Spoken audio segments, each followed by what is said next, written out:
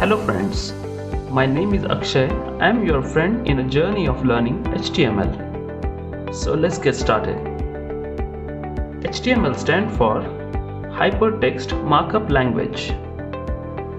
Let's bisect this word into two parts: hypertext and markup language. Hypertext is a text which is visible on the website or any readable content on electronic media. Let's take an example. I'm taking this particular Google search button, so there might be a code like this: button, Google search button. So what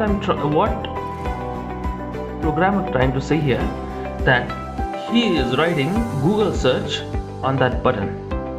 But when you see here, you will see one action which is done when button is created and Google search is written on that.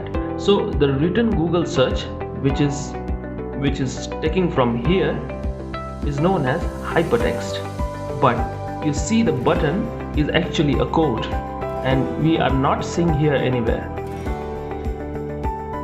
So here the button written here is markup, and the language used to design this whole thing is known as markup language. Here programmer wants to communicate with the computer, or he wants computer to perform the task. But how can he communicate with the computer? Because computer knows binary language, which consists of zeros and ones, and the programmer knows English language. So here the HTML take into place. By help of HTML, programmer can easily create set of markups which browser can easily understood what programmer wants to do. Let's see where to write the HTML code. HTML code can be written in any of the simple text editor like Notepad, WordPad or Notepad++, and many more. But there are some specialized code editor where you can get a markup references and different color scheme for different markups, so you can easily avoid the mistakes.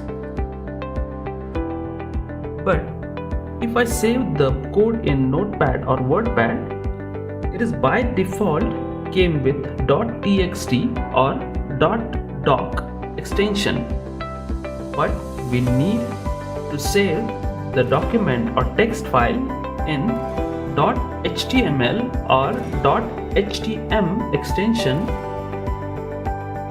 We understood extension by this example. We know videos are MP4, WMV and MPEG kind of types, and images are of JPEG and PNG type. These types are called as extension for images or videos. Once we save the program in .html or .htm extensions, they are now available to open in any kind of browsers to view the output results. But how websites are going to deliver you on your browser? Here comes server into the picture. Server is special purpose computer which are designed to serve the data, and it is connected to the internet. Let's take an example. Here client means you are accessing the website www.google.com. Means in technical terms, your browser are sending the request to the server to find a correct HTML file for you.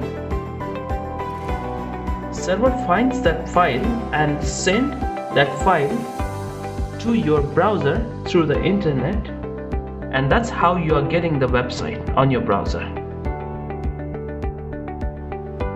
Thank you so much for watching the video. Please hit the like button and don't forget to subscribe to see this kind of knowledgeable videos.